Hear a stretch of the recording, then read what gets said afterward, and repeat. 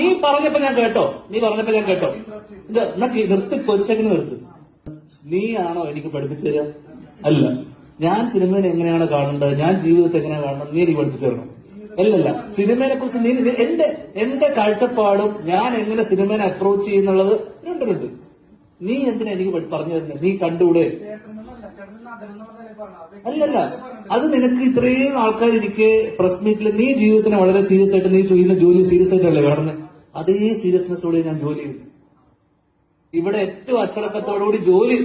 നീ പറഞ്ഞപ്പോ ഞാൻ കേട്ടോ ഇത് എന്നാ നിർത്ത്, ഒരു സെക്കൻഡ് നിർത്ത്. നീ ഒരു വാഗ്വാദത്തിന് വന്നതല്ലോ. അല്ലല്ലോ നീ പറഞ്ഞേക്ക്. ആവശ്യമില്ലാത്ത കുഴപ്പമില്ല, നീ അത് ചോദ്യമല്ലേ.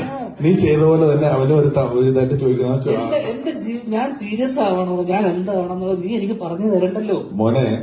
ഒരു സെക്കൻഡ്, അത് അതായത്